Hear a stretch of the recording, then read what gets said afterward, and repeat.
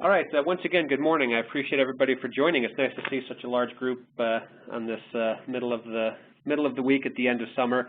This is Mike Challman, and I appreciate getting some of your time today. I think it'll be time well spent as we spend a few minutes this morning talking about some things that you may want to consider as you are developing a best-in-class freight procurement strategy.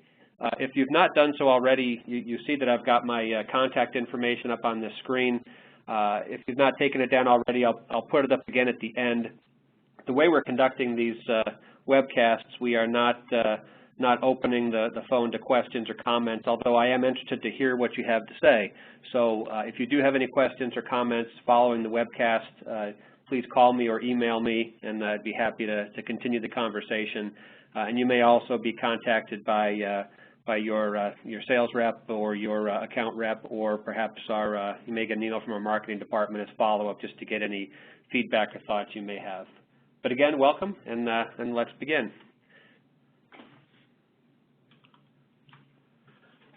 As I said, my name is Mike Challman. I'm the Vice President of North American Operations for CLX Logistics. My background is military. I'm a former Air Force officer, and for more than 25 years now, I've been on the civilian side of things as a carrier and third-party logistics operations person. So I've been with both dry van, refrigerated, and bulk carriers, and also a couple different 3PLs over the course of my career.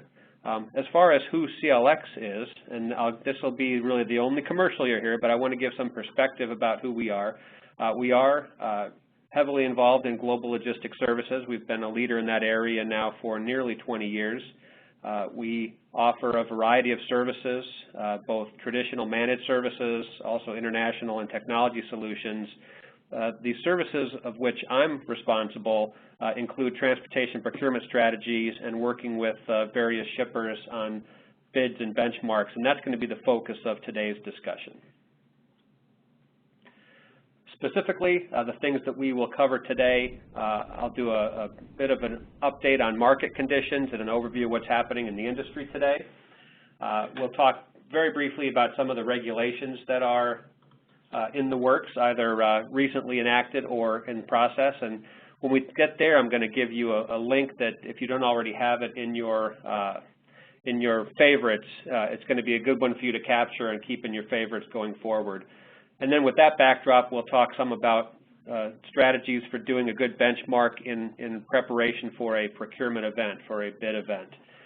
Obviously, all these things are interconnected, and one of the key messages that I want to make sure I emphasize today is that as you look at procurement, as you look at doing bid activity, it should always be done with an eye toward all the influences that are going to come to bear on that activity.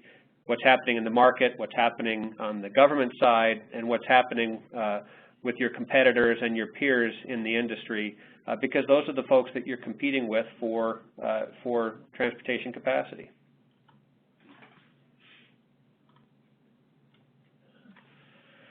So a few things on the market side. Everybody has been hearing, I'm sure, about the driver shortage. I will say that the capacity gap is real. There is a shortfall today of trucks versus available shipments. The chart you're seeing here is one that's a product of the American Trucking Association. It's a great organization. They do a great job of advocating on behalf of their constituency, and in my view, I think this chart is an example of that advocacy. I think it's overstated. It really sort of shows a straight line progression of today's gap spread out over the next 8 to 10 years, and it doesn't account for any intervention on the part of carriers. It doesn't account for changes that will occur in market conditions.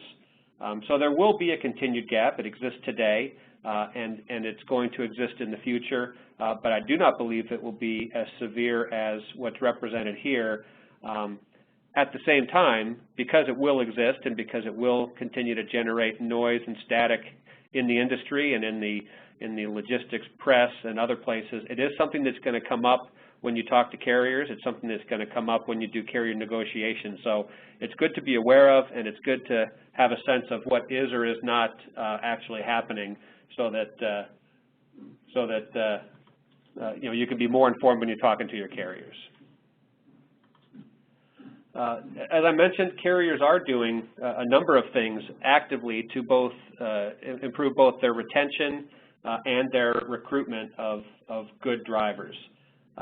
Average driver freight pay has improved significantly over the last just 2 or 3 years. At the beginning of the 2010 time frame, kind of at the height of the Great Recession, there was a significant gap between average driver pay and average industry wage across the U.S. It was 11 or 12%. That gap has been closed almost to nothing now. So there has been improvements in pay.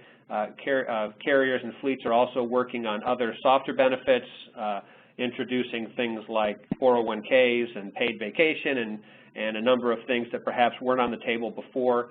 And while they can't improve the ability or they can't improve all of the aspects of the quality of life of being an over-the-road driver, because at the core, it's a hard job. It's a job that's going to be difficult for people to do in almost any circumstance, but they are working on improving equipment. Many carriers are looking now at doing more slip seating or platooning of drivers in a truck so that they can keep individual drivers more regional, even if the shipment is going long haul. So a number of efforts being advanced by carriers, particularly the larger ones, and those things are showing up, as you can see in this chart, in an impact on where things stand on the turnover side. So for both large and small truckload carriers, the numbers are the lowest that they've been in several years. LTL is the lowest it's been in several years, and I think that while turnover is not going to go away, I do think that some of that 100% plus that we saw even at one point during 2015, I think that is not going to be the rule going forward. In terms of that relationship between capacity and loads, this is a chart that's put out by Morgan Stanley, and I think it's very descriptive and a good way for us to look at what's happening in the industry. This particular chart is specific to truckload modes, so dry van, flatbed, bulk, both liquid and dry. So while it's not specific to any one mode, it is very good information in terms of describing the direction that the industry is going. The two lines I would ask you to look at are this top one that looks like a scary roller coaster, the orange one, and then the bottom one, which is the red line. That top line that spikes really high early in the year is last year's ratio of loads to trucks, and the red line is this year. So the number means the number of potential loads that are available, or the number of loads that are available in the market for a particular piece of incremental capacity. So when you see last year's number up in the first quarter up as high as 9 or 9.5, that means that for every incremental truck that was available in the market, there were over 9 loads available. Clearly a representation of a capacity gap. Where we sit today is much more in line with where we have been in past years. There's still going to be more loads than trucks, and it's going to run anywhere from probably 2 to 4% the balance, or 2 to 4 loads per truck for the balance of this year. So again, important to know that there are options out there for carriers, and as we talk about benchmarking here in a little bit, I think it's going to be important to keep that in mind, because carriers do have options and they do have multiple loads to choose from. So the challenge and the opportunity for shippers is to make their load, make their option more attractive than the other guys.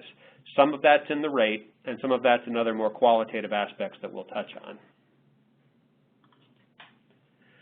One piece of good news for all of us, and I'm sure that you're all aware of this even in your personal lives as you fill your cars, is that diesel fuel, along with all gas prices in the U.S., have continued to be down really at some historic lows on the diesel side because of the continued depression of crude oil prices. I was telling people not that long ago that fuel would never get back to $3 again, diesel that is, and I was proven wrong, and it's going to continue to bounce along now in that probably $2.60 to $2.80 range for the balance of this year. Every analysis, every forecast that I see suggests that there's not going to be any type of a quick return to the high fuel prices that we were seeing the previous years. So that is good news. It's good news for shippers because means that if you've got a good fuel surcharge program that's pegged to real movements in the fuel price index as represented here, you'll see that number go down. The watch out, and the note that I make on the top there, and something to keep in mind when you're talking to your carriers, is that there are carriers who have come to rely on fuel surcharge as a source of revenue. What it should be is cost neutral. Sort of the base price of fuel, the base price to operate a truck should be in the line haul rate, and the intent of a fuel surcharge is to protect the carrier against significant increases in fuel and to pass along some of the savings to the shipper when fuel goes in the other direction. The reality, though, is that many carriers do build fuel surcharge programs that are intended to throw off incremental revenue beyond just keeping them cost neutral on fuel movements, and that's important to know. So as fuel is down, those carriers may be approaching you more regularly for rate increases, and it's a good conversation point to have on your list when you're talking to your carriers about the fuel surcharge program, about looking to see what it's pegged against. Does it still make sense? We have been working with a number of our shippers to modify and to adjust fuel surcharge programs, not to take money out of anybody's pocket, but to make sure that the movement that happens in fuel is adequately and appropriately represented in the fuel surcharge program. And then lastly, on the regulatory side, this is where I've got the website that I think you should make note of. It's in the upper right there, www.transportation.gov. You can go straight there, or you can put /regulations, and then you'll see links to a number of things, one of which is the FMCSA, and that's where you can find all of these regulations that are in, and these various studies that are in different stages of development and implementation and approval. I've pulled off a few. I did this a month or two ago, and I looked at it again this morning, and a lot of these things have been updated since then. So it's a good place for you to go. If you're hearing discussion in the press about hours of service restart relief, for example, you can go to this website and you can read specifically about what are the next dates that things are going to happen, what's the status. There's information there about electronic logging. There's information there about the move toward having a centralized clearinghouse for drug and alcohol results, which today doesn't exist. And it does allow potential bad actors, folks who may have a drug and alcohol issue, to move between carriers. So that would be intended to try to prevent that type of activity from happening. And then there's a number of things related to just CDL requirements in general. There's been a couple very good things done lately to help make the transition from the military to over-the-road driving smoother and more attractive to military veterans. There's also some dialogue that has begun, and I think it's going to start showing up in some of the DOT activity and some of the studies that are being done around expanding some sort of an apprenticeship program for younger people to be able to be sort of an apprentice driver. As you may know, the minimum age today for a CDL is 21. So if we have folks that are coming out of high school that maybe are looking for a trade and are looking for something to do, the challenge that over-the-road driving faces is that many of those jobs, nearly all of those jobs, are closed off to folks who aren't able to get their CDL. By the time they're old enough, they may already be on the path of a different career. So there is some work being done there. But again, this is a good website to check periodically, and you can get a lot of direct information about what's happening with these various initiatives. And in many cases, that information is better than some of what you'll read in the press, where sometimes you'll get somebody's slant on it versus the actual dry facts of what's happening. So a good thing for you to look at. So what does all that mean when it comes to rates? Well, it means that there is significant upward rate pressure, as most of you are probably experiencing. The chart here shows the Cass Truckload Line Haul Index. It's a very good barometer, and it's one that's been recognized for some time now as being a good barometer of what's happening across the entire industry relative to rates. Historically, what has happened is represented by those bottom two lines, 2012 and 2013. And if the chart were to have 11 and 10 on there, you would see the same type of relationship, where year over year it has historically been sort of reliably expected to see maybe a 2 or 3% year-over-year increase in rates. But as you look at that third line up, the sort of yellow-green one, that's last year. And you can see that as there was pressure on capacity, as there was an increasing availability of shipments in the marketplace, the market responded as you would expect, and we went into 2015 not with a 2 or 3% gap year-over-year, but about a 9% gap year-over-year. Now that started to close some. That's the yellow line on top, but it still continues to track significantly more, and even if it does return more to the historic level of 2 or 3%, the gains that were realized in 2014 are going to remain. As far as what you should expect, and if you're doing budgets at this time of year, what you may want to tell your finance partners to count on, what I'm advising my customers to do is to plan on at least budget for at least a 5 or 6% increase across the board, and then with that in place, then work with carriers to try to mitigate that. We're having pretty good success working with carrier partners to turn a 5 or 6% risk into more like a 2 or 3 or 4% actual. We are, like you, are seeing a lot of pressure for increases. If you look back at what carriers were able to do at during the worst parts of the recession, there were many carriers in many markets who were not able to see increases for a long period of time, and there were some even that were taking decreases. So, as the old saying goes, the pendulum does swing, and a few years ago it was swung in favor of shippers. Today it is swung in favor of carriers, and they're going to take the opportunity to try to make up some of the ground that they were not able to gain in past years. Having said that, I don't think it's a time for shippers to panic. I think having good market information, I think having a good procurement strategy is the best answer to navigating through this and knowing where you should be in the market versus being fearful that if you don't pay more, you're not going to get capacity, because that's not necessarily the best course of action. In my view, there's 3 things that you can do in response to all of these challenges and opportunities in the market. You can do nothing, and doing nothing doesn't really mean doing nothing. It means allowing the market to speak. There are a number of shippers today who are heavily reliant on spot rates. To me, that's doing nothing. It's a strategy. It's not one that we recommend because you do put yourself really at the mercy of carriers, and in particular at the worst possible time, which is when you need to get a load moved. So we would not recommend that. The second option you have is to do transportation procurement the old-fashioned way, and that's to throw everything out to bid and get rates back and then negotiate and try to squeeze those numbers down. Again, not one that I recommend because at this point, anything that you throw out to the market that you don't have a strategy for is really just inviting rate increases. And I think the carriers are certainly savvy enough to know that if somebody's putting stuff out to bid and doesn't seem to know what the market's doing, they're going to try to leverage what they can out of it, as any of us would. The recommendation that we make, and what we're going to talk about here for the balance of this webcast, is to do more analytical work and to take a more measured approach to this through benchmarking. And that's what we're going to talk about now.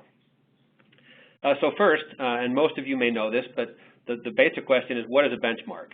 A benchmark is taking a population of shippers who are a legitimate peer group. They're the same modes, the same geographies, the same type of business, the same equipment and service requirements, getting to the most granular level that you can with a peer group, and then comparing how that peer group faces the market versus an individual shipper.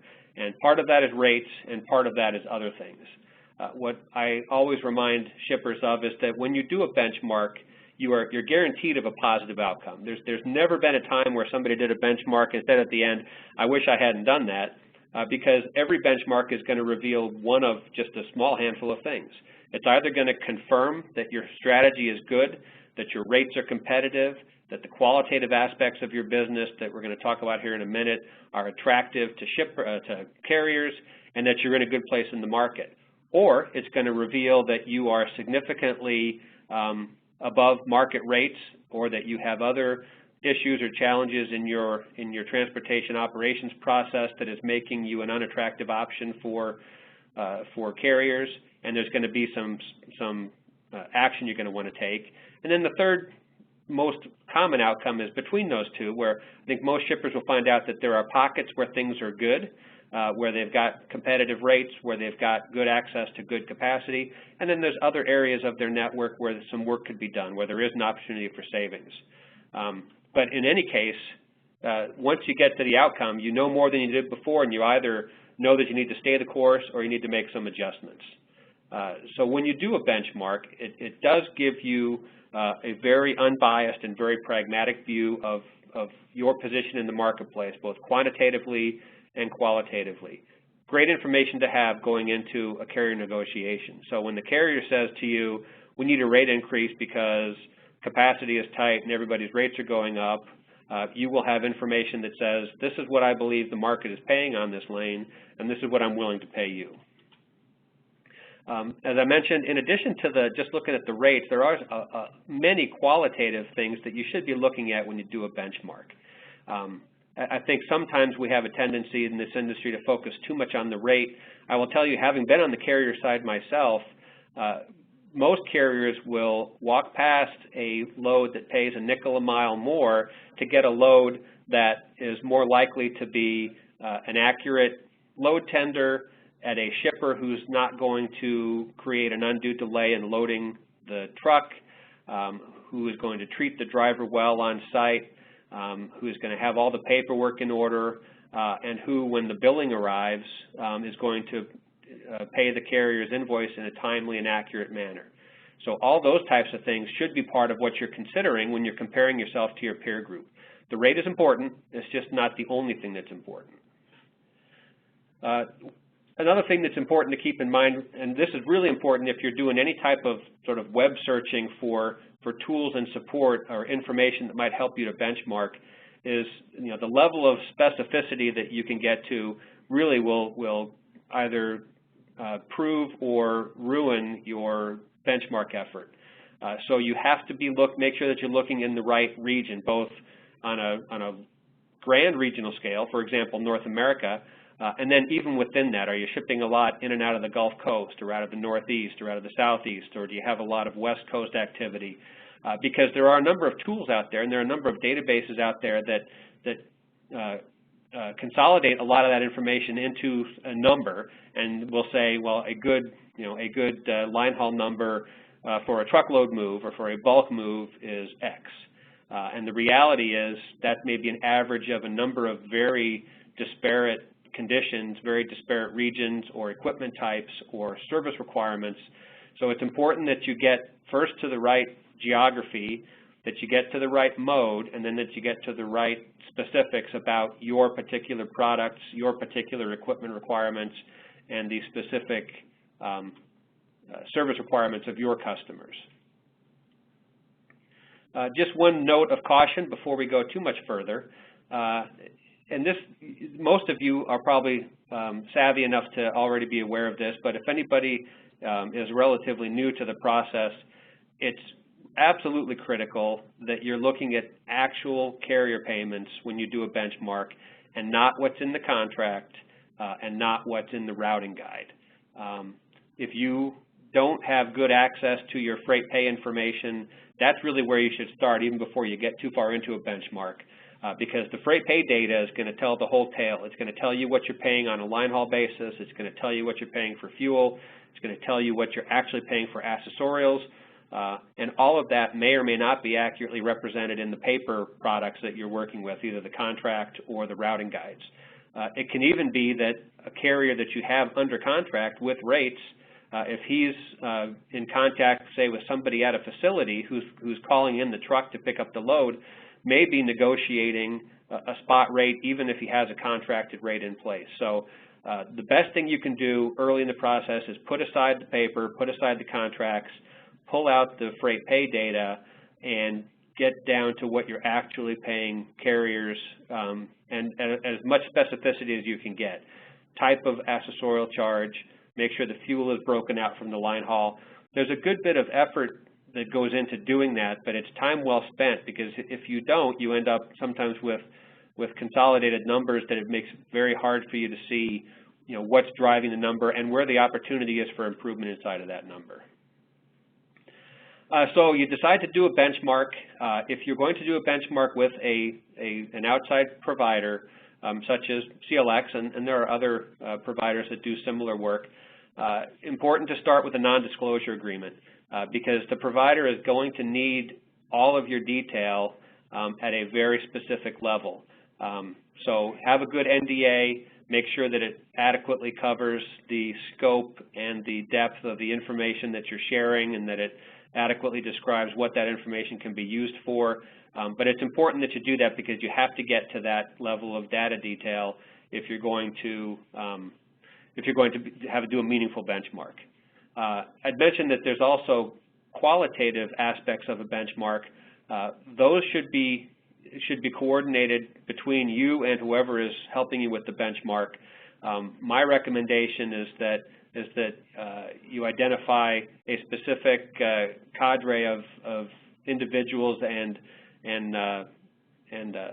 participants in your transportation process to speak to. So key carriers should be interviewed.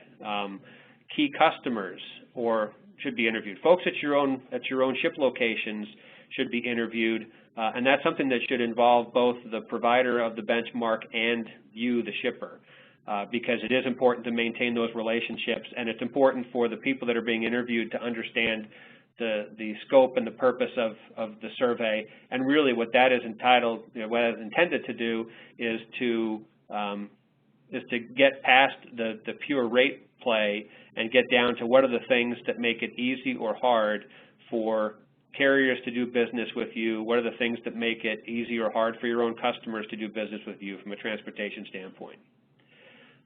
The whole process can take anywhere from a couple weeks to nearly a couple months, and we'll talk about the different types of benchmarks you can do in a minute. There's different levels of detail that you can get to.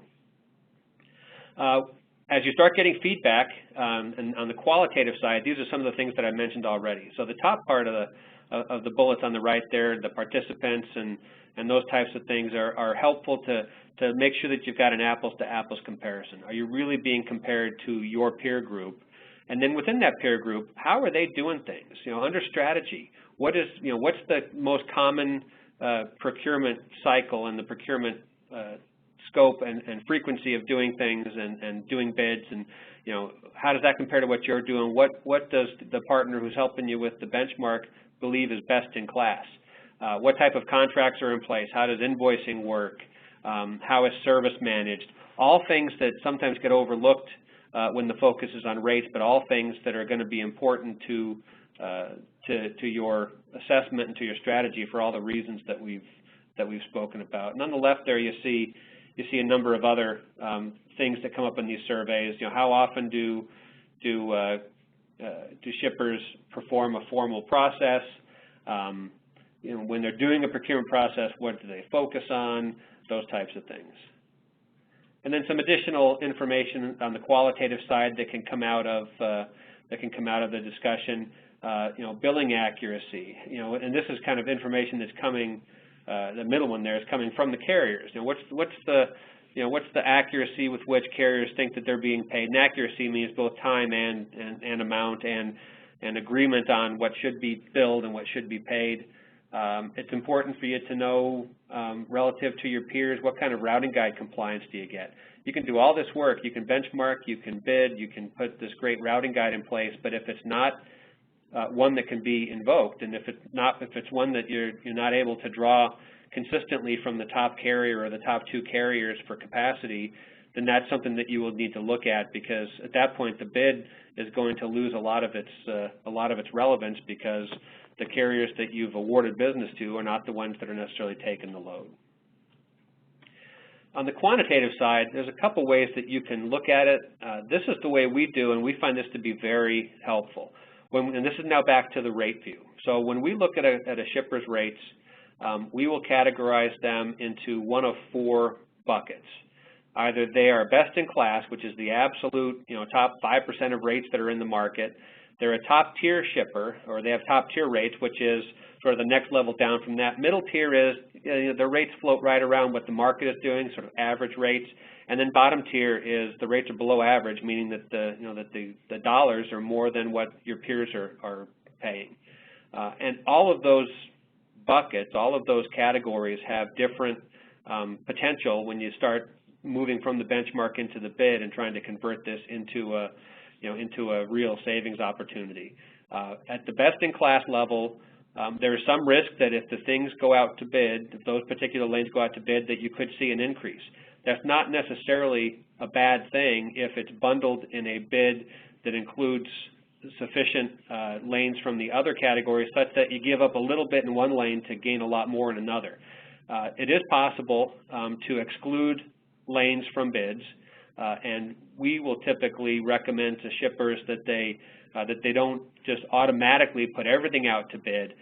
The challenge will be, if you have carriers who are hauling on the lanes where you've got best-in-class rates and you're asking them to bid on some of these other lanes, you may get some pushback, and then you may get a carrier who says, look, we're willing to bid your business, but you can't cherry pick. You can't just ask me to reduce rates here, but not potentially improve rates somewhere else that that maybe the rate is due for an upgrade.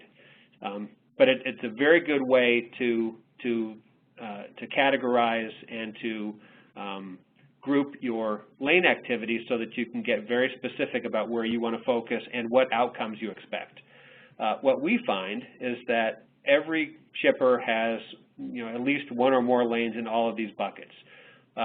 Most shippers will find that half of their lanes or more are in that that middle tier to maybe the lower end of top tier, certainly the middle tier, and even some in bottom tier.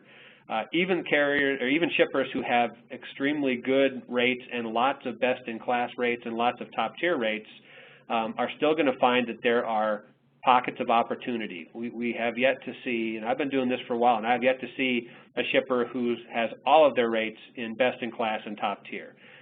So even those who have a really good procurement strategy and really good rates on the whole are still going to be able to find opportunities to improve. This is an example of a recent benchmark we did for a customer, and there's a couple more things you're going to come up that are out of our case studies where you won't be able to tell who the customer is, but as much as possible, I want to show you some real examples. So in this case, we have a customer with about a $10 million truckload spend, so not a huge truckload spend, but not insignificant, who wants to do a bid. And so we started with a benchmark, and we considered for the benchmark about 30% of the total line haul spend. And so what we do in conjunction with the shipper is to pick representative lanes, try to avoid a lot of the one-offs that maybe only happen, once, 4 times a year. Maybe it's a lane that moves at the end of the quarter, and you're going to look at it, but for benchmark purposes, you need to be looking at the stuff that has the most significant volume on it and the most significant regularity. In this case, there were 54 origins in the benchmark data, and we found what we thought was good, valid benchmark, benchmark data in our database to match 51 of those. So about 94% of the origins matched, and it's about 96% of the spend that we looked at.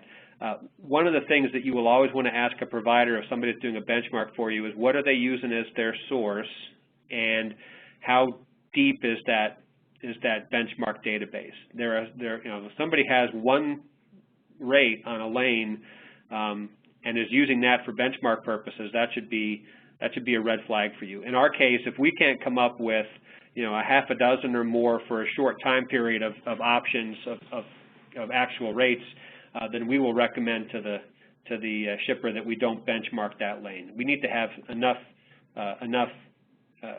comparative data to be a statistically valid sample. So in this case, in the bottom, you can see where those 51 lanes came out. And as I said, there's some in every category. So the number of origins there, the second category, if you add up the numbers down on the left, you'll see it's more than 51, and that's because each one of these 51 origins has particular lanes that are moving in more than one rate classification. So not a bad amount of origins that have some best in class. There's clearly a lot of stuff in the top tier and middle and then the market tier, and then some stuff in the lower case. As you go across, you get some sense of scope, how many loads, how many specific lanes are involved in each of those buckets, and then you get the corresponding spend. What we typically do, and what you would want to do as you're thinking about your own benchmark, is to make sure that the numbers that you're striving for, that you're setting as the goals, are achievable. So we will typically report two numbers. We'll report an upper control limit, the one on the right. That's sort of perfect world. If everything that's in the database, in the benchmark data for the shipper, were to move to up at least 2 levels, 1 level for top tier. So getting up to best in class and top tier, there's a potential for this $3 million of spend to save over 10%. We don't list that as a goal. We don't even list that as a target because it's not achievable. But it does give you a sense of what's the ceiling, what's the absolute best that could be attained. And then as we go through it, we start looking at what we would call the target opportunity. Let's look realistically at what we are able to achieve, what's been achieved for other shippers, what's been attainable in the market. And as you can see, you end up with a small amount of degradation in the very best classes in order to get more significant improvement in the bottom 2 tiers. So in this case, a $3 million sample throws off 4.8% of a target opportunity. Our experience has been that that number is pretty solid to apply it to the full 10 million. We typically come out extremely close in between the benchmark numbers that we target and then the actual numbers that are delivered in the bid. But again, the key is to, particularly if you're talking to finance partners, is to make sure that folks understand what the potential is, and that there's some paper potential, there's some analytical results that are important to know for planning purposes, but aren't necessarily achievable. This is a little bit of an eye chart, but hopefully you can see it if you're not looking on too small of a screen. Again, just another example, just a small sample from the data that we just looked at for the customer on the previous screen. Gives you a sense of how, on a lane basis, you can see rate classification. So, following this particular approach, it becomes very easy to focus on, where are the low tier and the market tier rates that I want to make sure I'm improving. You can get a sense of volumes and how many loads are moving on those. In this case, the numbers that total on the bottom are relatively close to what was on the previous page, but they're not identical because this is only a partial sample. Another way to look at the quantitative data, and this is some of the reporting that we typically provide to customers. So in the upper left, you get a good summary, and this refers before to what I was talking about what can or should be included in the benchmark. In this case, it's a different customer, about almost 42 million in spend, 206 lanes involved, 52,000 moves. And then if you look at that middle column there, you can see that out of that group, about 3/4 of the lanes we thought were good to benchmark as far as the rates, but it was a greater majority of the moves and more than 80% of the spend. So again, you're trying to get a sample that you think will be predictive and allow you to figure out where a bid's going to come out. In this case, that analysis determined that there was about a 3.3% improvement potential in the customer's rates. And if you look at that middle chart there, you'll see on the far left, that's sort of everything stacked together. The current spend on the left, the market average, you can see the 3.3%. In the middle is where you see the stuff that's below the market and where that gain is, and where that advantage is for the shipper. And then on the far right is the stuff that's above market, and those are the ones that are going to be the primary focus of your procurement strategy. So when these types of things start getting reported, this here is just a description of the chart you're about to see. It's important to be able to look, in the aggregate, but with the ability to get to detail of the trends on a particular lane. That's what the market trends will be on the upper left of what I'm about to show you. You can get detail of what are your most significant lanes where the opportunity is, and then just some amplifying information that can help you, particularly internally, if you're trying to tell this story or explain the process and how it influences your procurement strategy with senior managers and maybe folks that aren't experts in transportation and logistics. It gives them some information that will help. So that upper left, it's a nice chart that gives you a good visual on a lane basis of where things fall relative to the market average and what would be considered sort of an acceptable upper and lower boundary. This is not the same as considering best in class. It gives you a sense of sort of what's falling in or outside of what we think as an acceptable range or an expected range of rates. In the case of this example, you can see that this shipper has lots of stuff that has opportunity. There's a number of, not a lot of lanes on the report, but nearly all of them are showing that they are north of the what would be expected as a reasonable market average. So all those dots that are above the red dotted line represent savings potential. And then on the right is the top 10 lanes for this particular study. You can see how many moves are on the lanes. You can see what the customer spend was, the shipper spend, what the market average was, and then what the difference is, and see where the opportunity is. And of course, this is just showing the ones that are most outside of where the market is at. We can do, and those that have good databases for benchmarking can do the same process for international shipments. In this case, it's looking at port-to-port moves. So really the same discipline, the same type of reporting, the same type of output.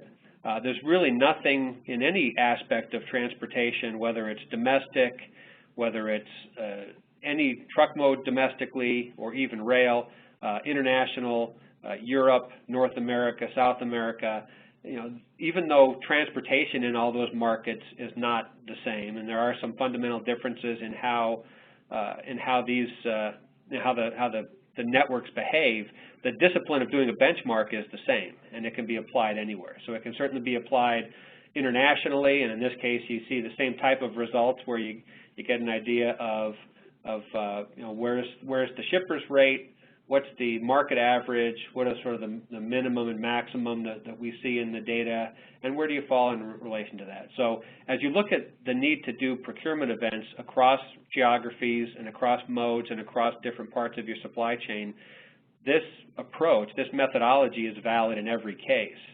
And I showed you this chart earlier, again, pointing out that a benchmark needs to be specific, it needs to be detailed, it needs to be based upon current information, and it can be utilized in all regions. There's really nothing that we've seen, any type of transportation activity that can't be benchmarked.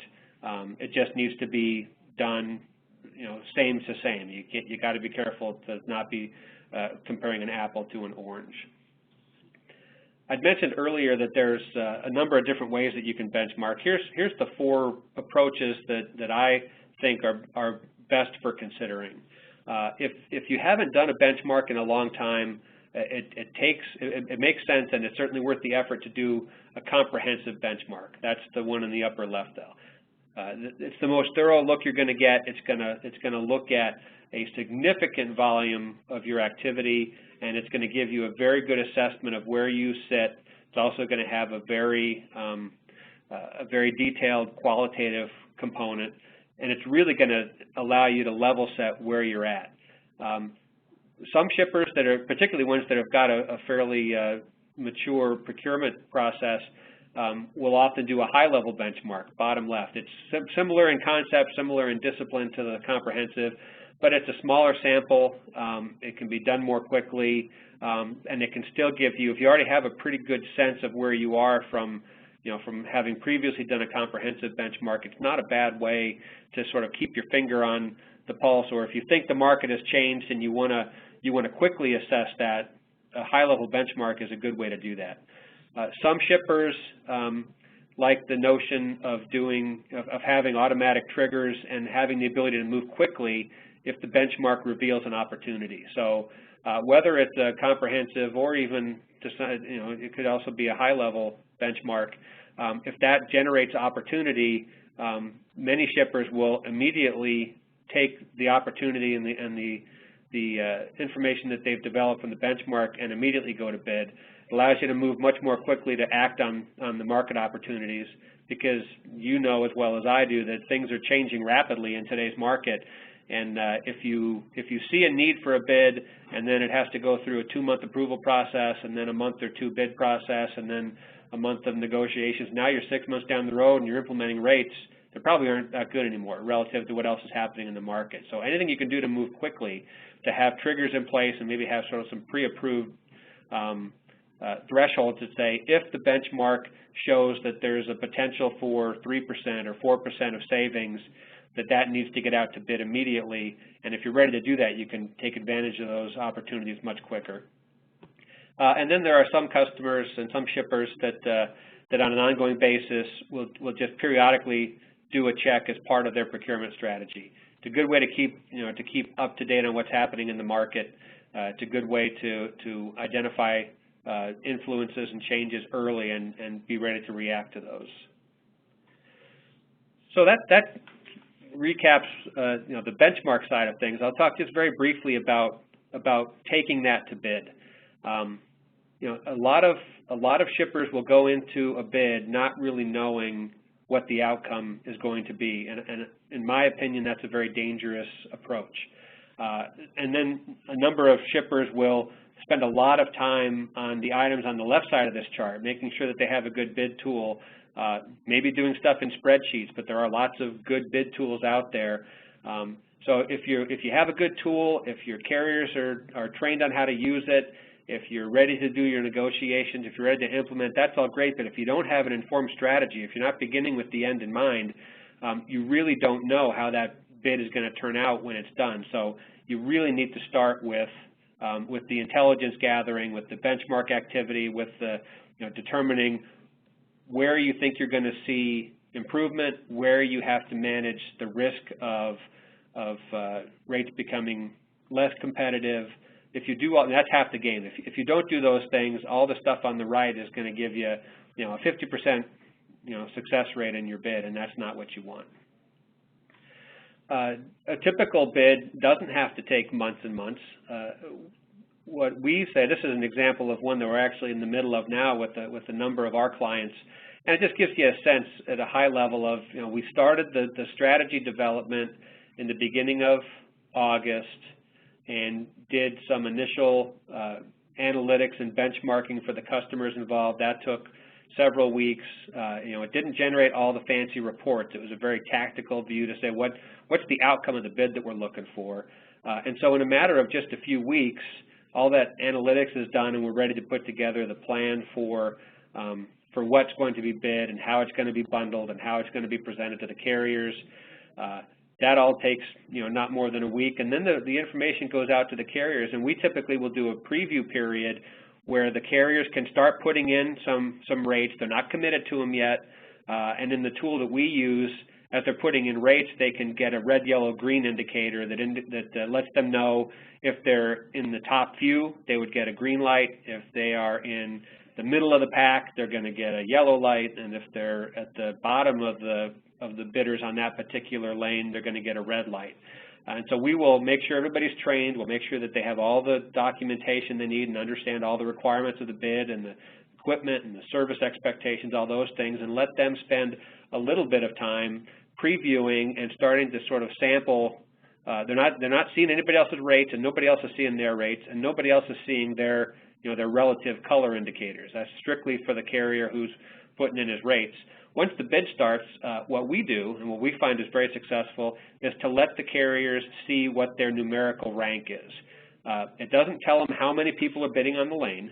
It also doesn't tell them what the relative difference is between them and the next person on the list. So if the carrier puts in a rate and it returns that he's number 2, all he knows is there's at least one other carrier bidding on that lane, and their bid is more competitive than the bid that the carrier just put in. Don't know what the gap is, so it allows carriers, as they're looking through the list of lanes that they're bidding on, if there's particular lanes that are most attractive to them, it allows them to to adjust their bids and to move themselves up on the list to the to where they to the level they want to be. They may not want to be number one on every lane. They may want to be number two on some lanes, or even on number three, because they will occasionally have capacity there, but not enough to cover all the capacity that's in the bid. So there's a number of ways to do it. That's what we find is helpful, is to give carriers enough information to know where they stand. We're not expecting everybody to lower their rates, but we do want them to know where they're residing on the list, so that they can position themselves appropriately. And as you can see from this timeline, by our typical timeline from the very first day of developing the strategy to the day of execution, which is actually 11-1. The 12-1 that you see on the bottom is actually a review of how it turned out. So in this case, it was about a 3-month process end to end, and it was more like a 2-month process to actually run the bid and to get the rates in place, get them into the TMS, and get them executed. So it can be done very efficiently, and as I said earlier, in this market, it's important to do it efficiently. So a few takeaways from today's discussion. Number one, and I know it's a cliche, but you can't manage what you don't measure. So if you're going to do a procurement event, you've got to do a benchmark of at some level of detail, so that you know what the outcome is going to be. If you don't, you're going to be getting results back that are not what you intended. We talked about the lack of, or the limited value of aggregate comparisons, things that roll up, all bulk shipments, in North America versus being lane specific. So anywhere you can be specific and very particular about the lane and about the elements of the move, that's going to be helpful. When you get to that level of detailed analysis, now you have real intelligence that you can act on. Otherwise, you have some trend information that might be helpful, but it certainly is not something that I would want to stake my own procurement strategy on. Don't overlook the qualitative aspects. Those are nearly as important as the quantifiable ones.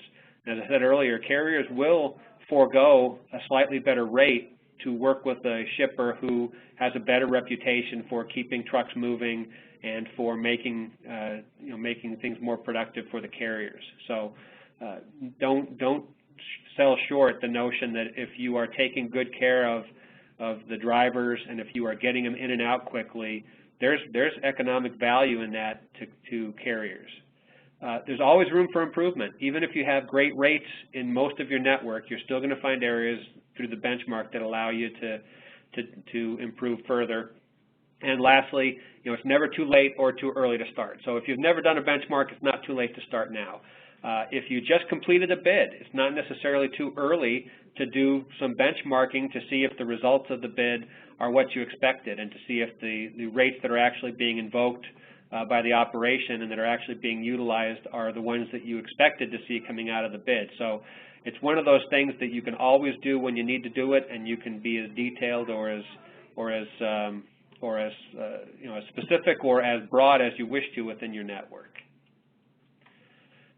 So I appreciate your time. Hopefully you found it helpful. I'll leave my information up here on the screen for the next five or 6 minutes. I would encourage you to contact me or contact anybody else that you know at CLX if you have questions or comments about anything we talked about here. It's an important topic, especially now with the market being very dynamic and with so much chatter and so much static about limited capacity. It's very important that you know where you stand in the market. So anything we can do to help you to understand that better, we're willing to do. And I thank you for your time, and I thank you for your patience. Those of you that tried to join last week when we had our technical issues, I appreciate you hanging in there and coming back again today, and we look forward to hearing from you. Thank you.